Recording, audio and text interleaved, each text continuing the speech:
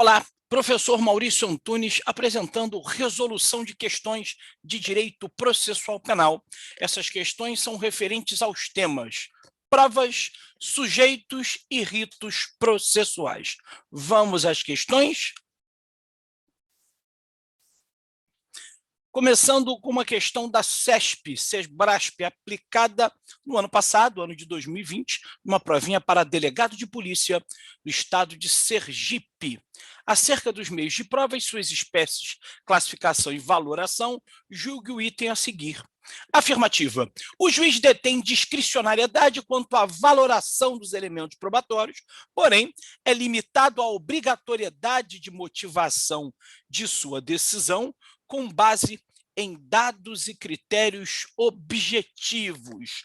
Ora, nós temos aqui uma questão que vai abordar um conhecimento referente a sistemas de valoração das provas.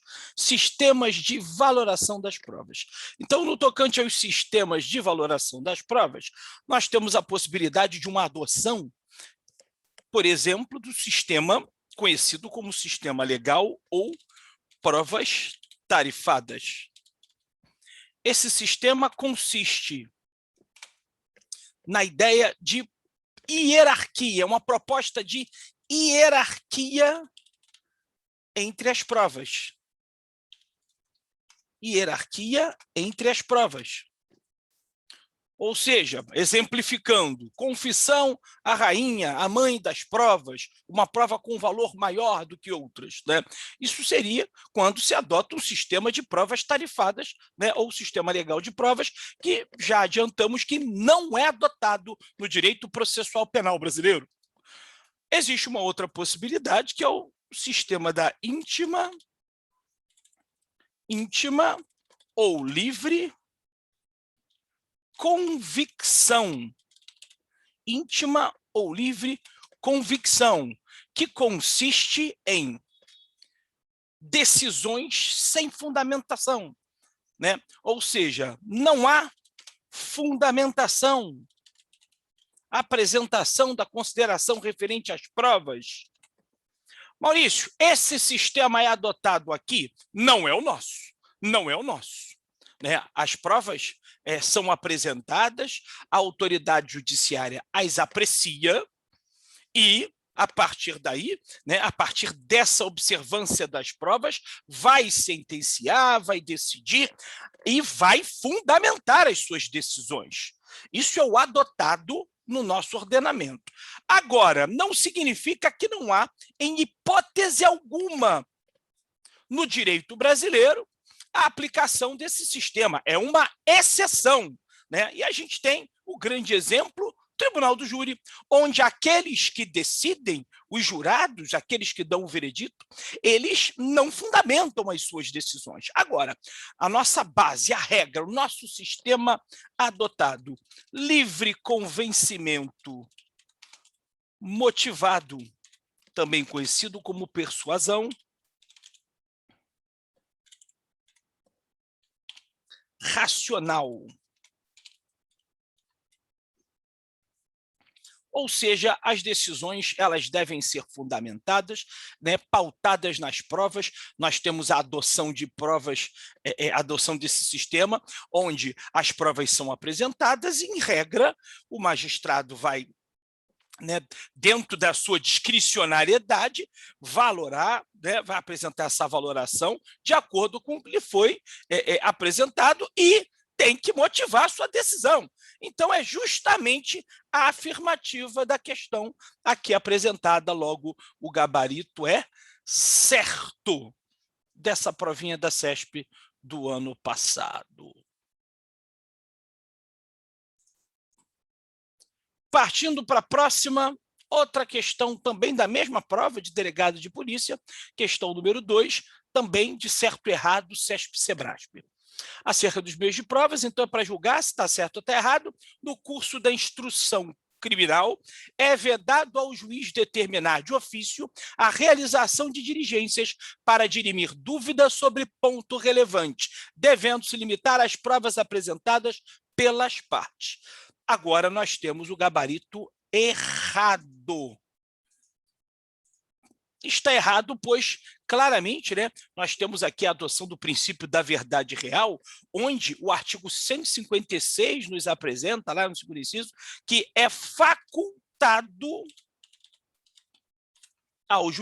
é facultado ao juiz ordenar diligências para dirimir dúvidas, né? Então, conforme o próprio texto, artigo 156, Código de Processo Penal, então aqui vedado, está errado, gabarito questão número 2, errado. Terceira questão, também CESP-SEBRASP, né, provinha de promotor de justiça, Ministério Público Estadual no Ceará, sendo que foi uma prova de múltipla escolha, né, como o edital de 2020 do TJ apresentou, né, prova de múltipla escolha CESP-SEBRASP, né, e nesse momento a gente continua no aguardo para que, né, a gente tenha uma nova data de prova, que foi aí suspenso aí o concurso em virtude da pandemia do novo coronavírus. Então, questão número 3, questão de múltipla escolha. Felipe foi denunciado por furto qualificado pelo rompimento de obstáculo.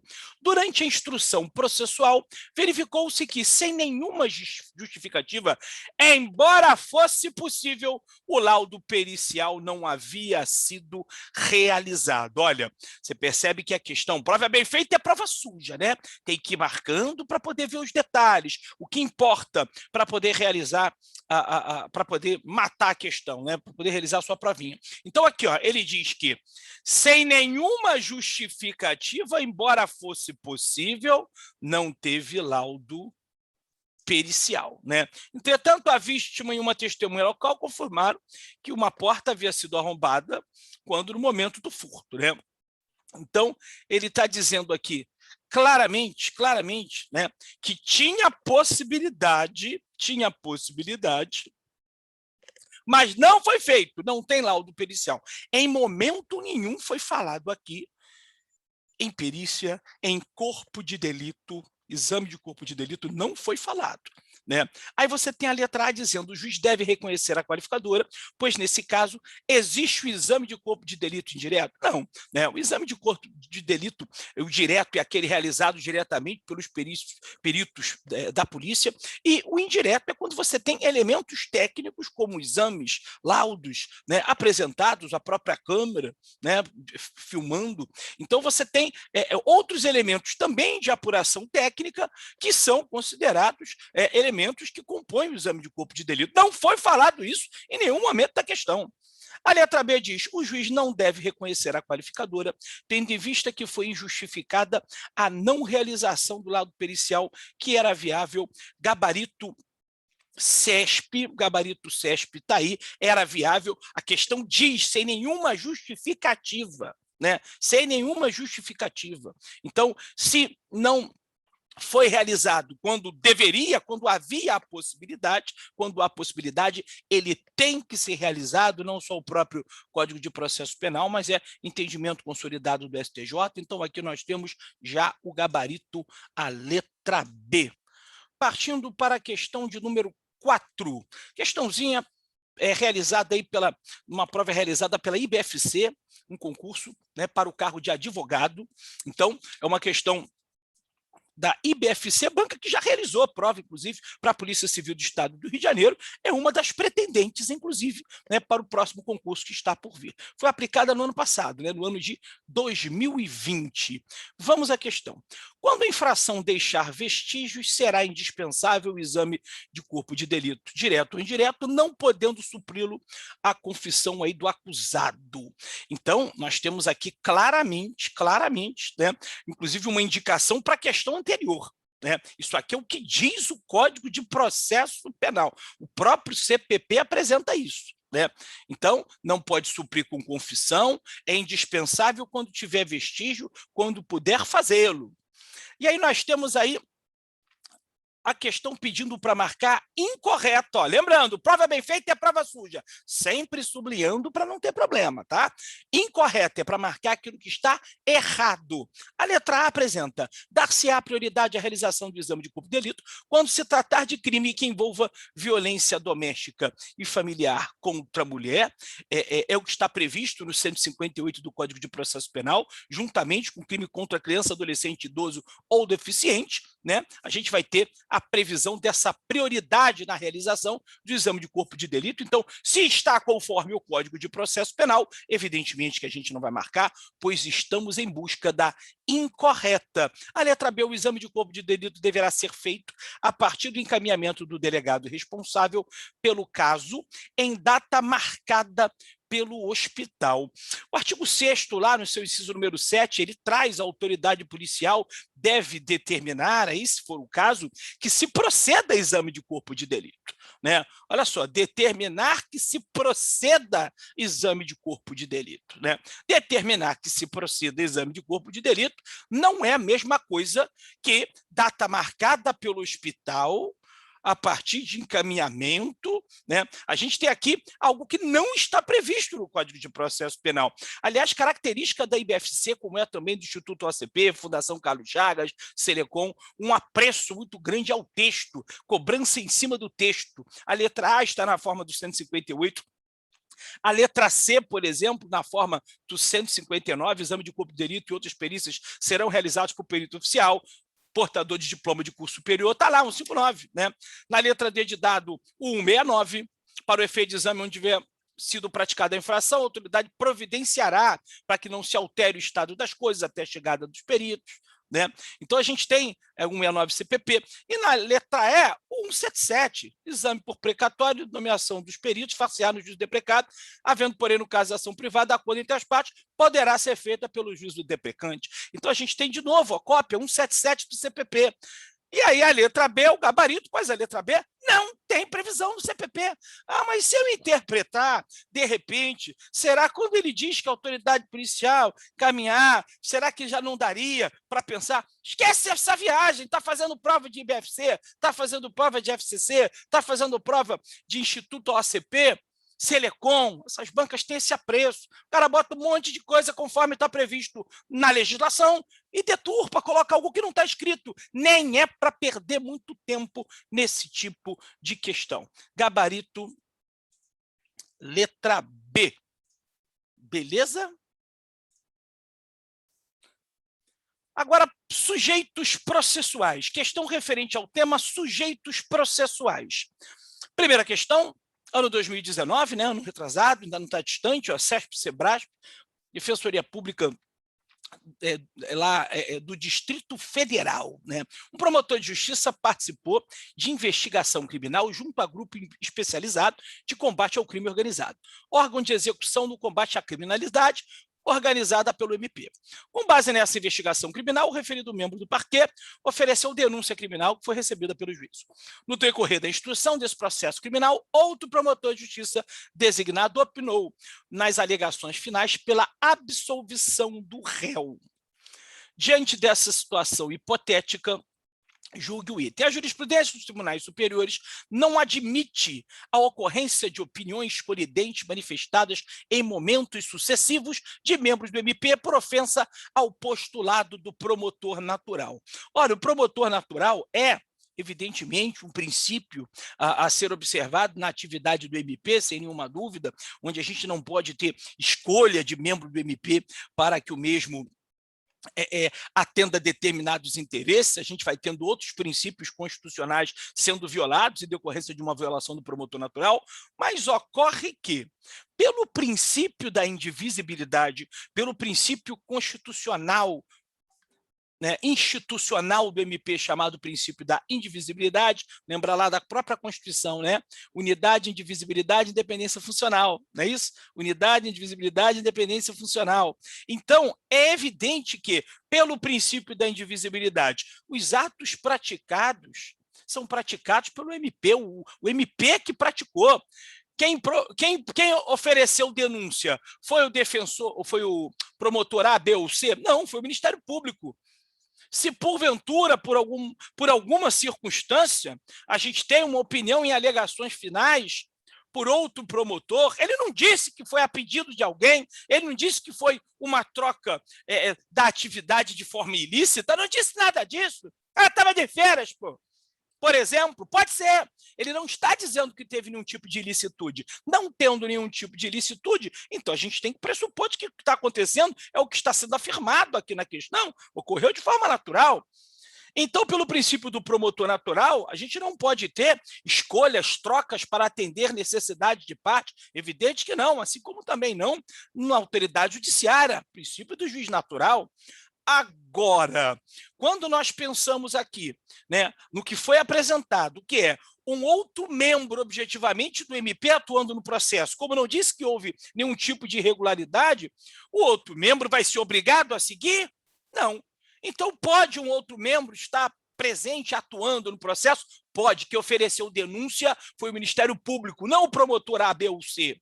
Da mesma forma que quem foi designado aqui para opinar nas alegações finais foi um outro promotor, e que não importa que promotor foi um outro promotor, mas quem está opinando, quem está, né, alegando finalmente no processo é o Ministério Público, o princípio da indivisibilidade. E aí, ele não vai ser obrigado a seguir o que o promotor anterior, de repente, vinha alegando. Pode ter uma divergência? Pode. A gente já está indo para o outro princípio, o último dos princípios relacionados, dentre os princípios institucionais do MP, na própria Constituição, independência funcional. Por isso, o gabarito CESP aqui, errado.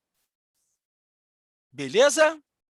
Próxima questão, também afirmativa, certo ou errado. Tales foi preso em flagrante em um parque de Fortaleza pela prática do crime de estupro, tendo sido reconhecido pela vítima, Marta, com a qual não possuía relação anterior, né?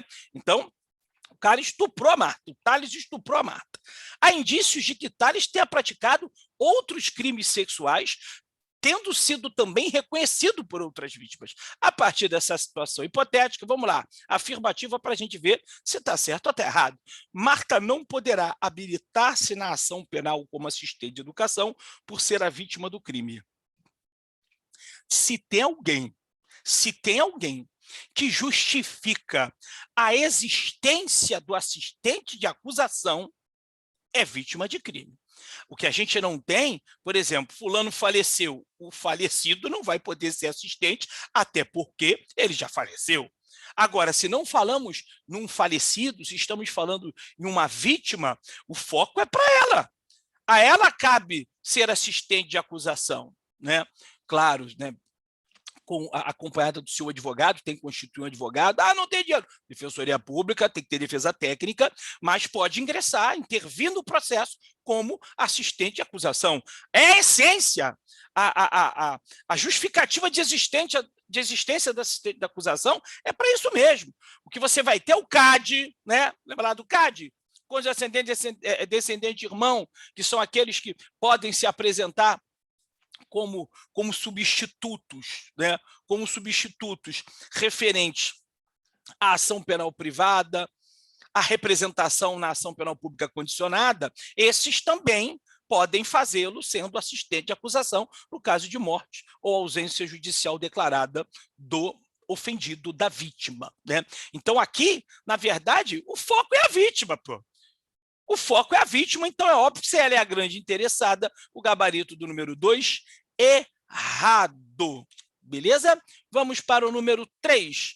Mais uma vez, uma provinha aí de múltipla escolha, cargo analista judiciário, TJ do Amazonas, aplicado em 2019, questão CESP-SEBRASP. Hugo é investigado pela prática de lesão corporal seguida de morte contra a Márcia, crime esse cometido em Manaus. A autoridade policial realizou interceptação telefônica e tomou conhecimento de que o Hugo havia confessado ser o autor do crime ao irmão da vítima, Miguel. Acerca da situação, vamos lá. Miguel poderá habilitar-se como assistente de acusação enquanto não transitar em julgado a sentença penal? Ora, o Miguel é o quê, né? O Miguel, ele é irmão. Então, como eu acabei de falar, é o CAD. Aquele mesmo CAD, e no caso de morte ou ausência, para ser autor da ação penal privada vai dar possibilidade para essas pessoas, é o mesmo CAD. É o mesmo CAD aqui, no caso da morte, foi lesão corporal seguida de morte. A Márcia morreu. Então, quem é que pode, né?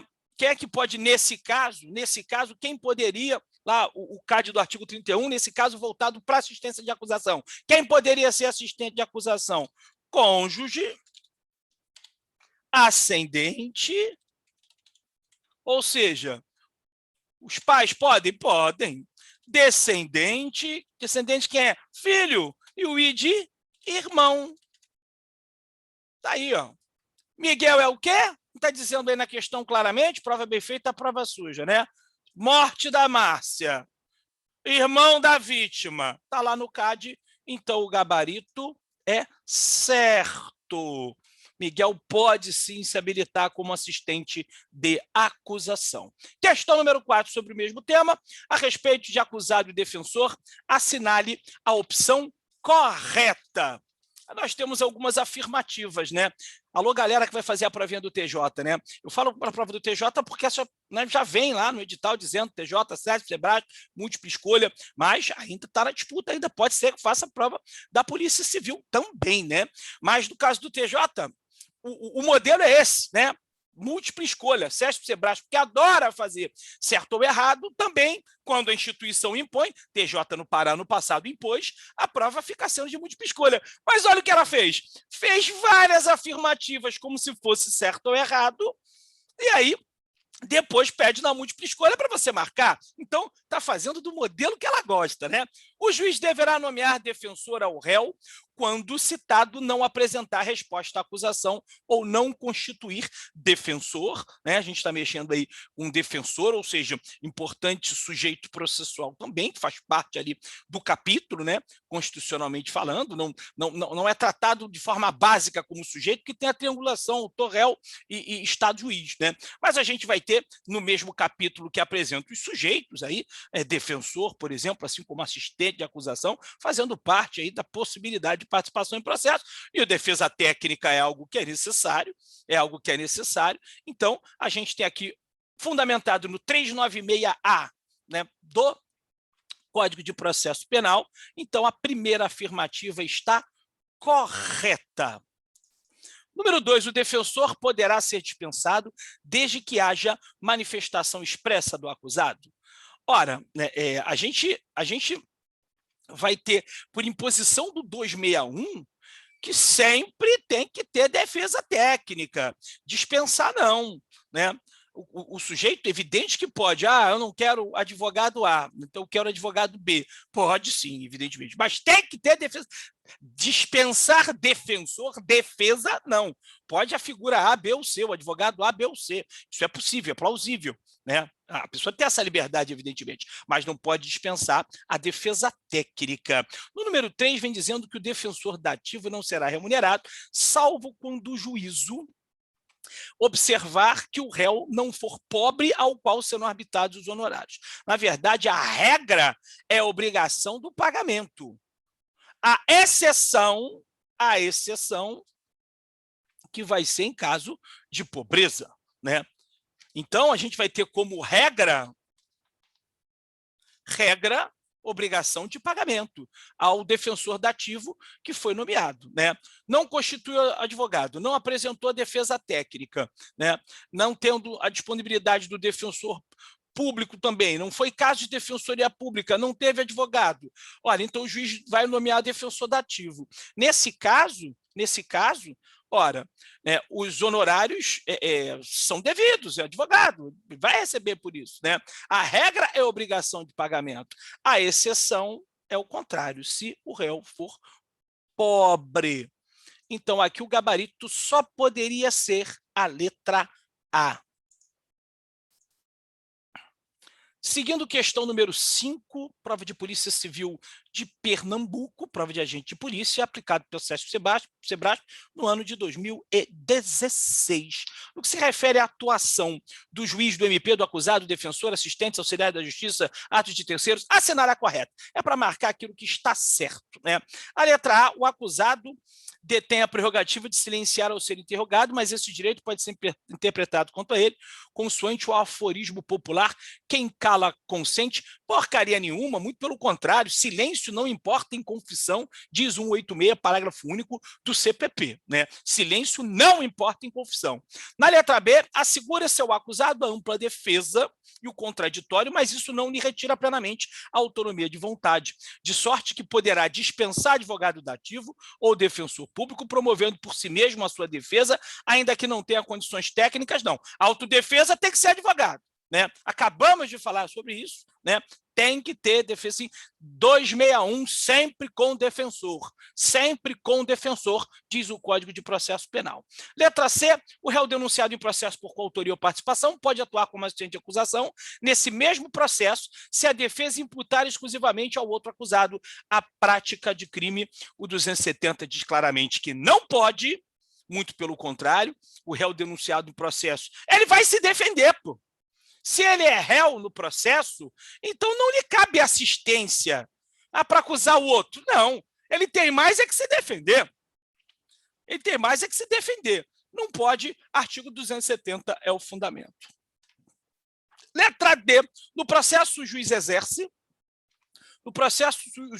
poderes de polícia para garantir o desenvolvimento regular, tolerar atos capazes de perturbar o bom andamento do processo, e poderes judiciais, que compreende atos ordinatórios que ordenam e impulsionam o processo, e instrutórios, que compreendem a colheita de provas, né? Aqui está falando basicamente da ação do juiz, poder de polícia, garantir o desenvolvimento do processo, é a sua função, né? É a função típica ali, a função jurisdicional. Então, com fundamento no 251 do CPP, é o gabarito letra D. Número 6, apresenta: assinale a opção correta, de acordo com o disposto no CPP sobre assistentes, né? Então, o número 6 trata objetivamente do tema assistente de forma direta. Letra A, o ofendido ou seu representante legal, na falta de um deles, o cônjuge, ascendente, descendente ou irmão, poderão intervir como assistentes do MP em ações penais pública condicionada ou incondicionada. Perfeito, como eu disse, é o foco, né? É voltado para o próprio ofendido, né? Não tendo a possibilidade do representante legal, né? Imaginando, mas é o menor. Evidente que ele não vai poder, então vai ser o representante legal. Agora, na falta destes, né? Faleceu, está ausente, cônjuge, ascendente, descendente, irmão, é o CAD que já foi falado anteriormente, número 6, letra A, já é o gabarito. Parte final, ritos. Prova de juiz leigo do TJ da Bahia de 2019, né? Tratando, logo na primeira questão, do rito sumaríssimo, né? Previsto aí na Lei 9.099 de 95, pedindo para marcar a correta. A letra A, o réu poderá comparecer na audiência sem advogado, né? O CPP diz com advogado, né? A gente até tem possibilidade, por entendimento do Supremo Tribunal Federal, uma audiência preliminar. Em audiência preliminar. Ele não está falando objetivamente disso, né? Então, a regra é com o advogado, né? Entendimento excepcional aí para audiência preliminar, vindo lá do Supremo Tribunal Federal, para preliminar, especificamente. Ou seja, você, naquela circunstância que você nem está diante do magistrado ou juiz leigo, né? Um conciliador. Então, ali tem essa possibilidade, é o entendimento do Supremo. Nem diz objetivamente isso a legislação. A legislação fala objetivamente na necessidade do advogado, sempre com advogado. Em favor de defesa é assegurada a morosidade. Caramba, o princípio do procedimento do rito sumaríssimo é a morosidade? Não, é o contrário, a celeridade. Essa só erra quem não souber o que é celeridade e morosidade, né? Celere é rápido, moroso é devagar, evidentemente. Então, letra B, não pode. A não citação do réu acarretará a extinção do processo? Não, a não citação do réu acarretará a extinção? Não, né? Se não for citado, a gente vai ter a própria legislação apresentando o quê? Um direcionamento para na forma de procedimento comum, a busca por outros meios, né? A gente vai ter, se porventura não foi citado, a possibilidade de citação por edital, ou seja, a legislação direciona para a forma de citação poder se estabelecer, se dar de forma excepcional, conforme procedimento comum. Na letra D diz que o princípio do contraditório assegura que a parte seja efetivamente ouvida. Perfeito, a parte vai ser ouvida, evidentemente, né? Aliás, da mesma forma que a gente tem nos demais ritos, né? Não é porque você tem um rito mais célere que a parte não será ouvida, como o próprio nome diz, o contraditório é um princípio constitucional. Questão número 2, a competência do juizado especial criminal será determinada pelo, né? Está lá no artigo 63 da Lei 9.099, que é a que trata justamente de juizados especiais de 95, né? Do ano de 95, e no artigo 63 diz claramente lugar em que foi praticada a infração, sem mistério, conforme está escrito na legislação, já é o gabarito. Questão número 3. Sem audiência preliminar no GCRIM, ó, juizado de novo, né? Juizado, dentre os ritos, é o que acaba mais aparecendo nessas provinhas da CESP. Não houver a composição dos danos civis. Letra A, será encaminhado ao MP o termo circunstanciado? Será aplicada imediatamente pena restritiva? O procedimento será enviado a uma das varas? Olha a letra D. O ofendido poderá exercer o direito de representação verbal. Então, ó, não havendo a composição nessa audiência preliminar, a gente vai ter a possibilidade, na forma da legislação, né, da própria legislação, do própria Lei 9.099, de direito de representação verbal, até porque a oralidade é um dos princípios dos juizados especiais criminais. Então, a gente vai ter, sim, podendo a representação ser verbal para que a gente tenha a continuidade do processo, né? A continuidade do processo. Então, número 3, gabarito oficial, letra D de dado. Questão número 4. Em se tratando de crimes de ação penal pública incondicionada, nos GCRIMs vigora o princípio da... Olha, a gente vai ter, cara, indisponibilidade, que é um princípio em que o MP não pode desistir, não é aquilo que vai ser aplicado como algo excepcional de GCRIM. No GCRIM, né, porque oportunidade é só para privada, indivisibilidade aquela coisa de todos processados juntos, não é algo que vá ser direcionado especificamente para o GCRIM. A obrigatoriedade, esse cabimento de transação penal, né, até porque indivisibilidade, assim como oportunidade, é de ação privada, a gente está falando aqui de pública incondicionada. Obrigatoriedade, quando a gente lembra que cabe transação penal no GCRIM, a gente já vê que se mitiga a obrigatoriedade por ser um procedimento específico de GCRIM, onde nós temos os crimes de menor potencial de lesividade, né? Então, o fato do MP ter a possibilidade de propor essa transação, a doutrina nos ensina que o que é adotado é o princípio da discricionariedade regrada, é uma mitigação, uma limitação para o Ministério Público, onde a gente tem esse princípio da obrigatoriedade sendo deixado de lado, e ele pode propor uma transação para que não se tenha continuidade na ação penal, né, até pela própria celeridade e por ser crimes de menor potencial de lesividade. Número 5, a respeito dos aspectos processuais da mesma lei, ó, certo e errado da CESP, né? Situação hipotética, julgue, vamos lá, certo ou errado. Em determinada audiência preliminar de juizado especial criminal, membro do MP do Estado do Ceará, após análise do preenchimento de requisitos legais, formulou proposta de transação penal ao investigado, consistente no pagamento exclusivo de multa pecuniária. A proposta não foi aceita pelo investigado, tendo seu defensor argumentado que a multa era excessiva.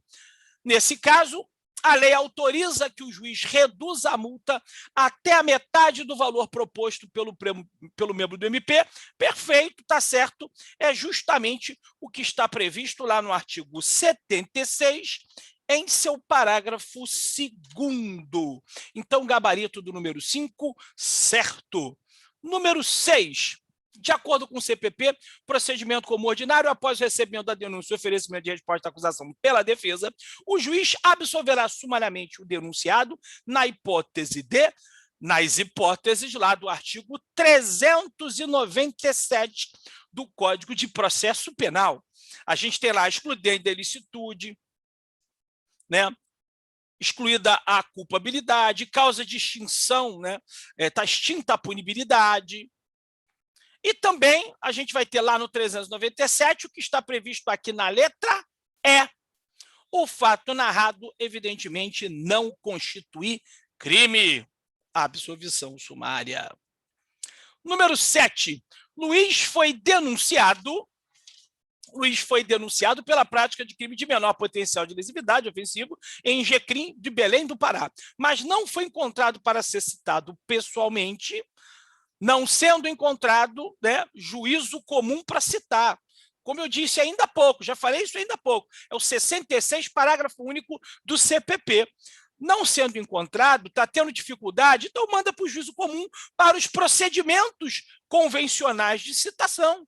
Não está conseguindo citar pessoalmente, tem a possibilidade de citação das outras formas, né, do procedimento comum. É o que prevê, né? E por isso o gabarito aqui só poderia o que prevê a própria legislação regente, 9.099, e aí o procedimento vai para o juízo comum, gabarito letra D. E finalizando, uma questãozinha da Banca Selecom, que está disputando aí também para fazer a provinha da Polícia Civil, né, do Estado do Rio de Janeiro. Aplicou numa prova da Guarda Municipal de Niterói, aplicada no ano retrasado, né? Tício recebe proposta do Ministério Público que atua em Jecrim de aplicação imediata de pena restritiva de direitos. Consultado seu advogado, a proposta vem a ser aceita e a pena vem a ser aplicada pelo juiz. Nesse caso, de acordo com a legislação, o mesmo benefício não poderá ser deferido no prazo de... Cara, e aí, como eu disse ainda há pouco, falando da IBFC, Instituto OACP, assim como a tradicional Fundação Carlos Chagas, que é até apelidada FCC de Fundação Copia e Cola, é cobrança direta em cima do texto. E o 76. Parágrafo 2º, em seu inciso número 2, da Lei 9.099, né, de 95, lembrando que é a lei do Jecrim, vai apresentar objetivamente prazo de 5 anos. 5 anos, né?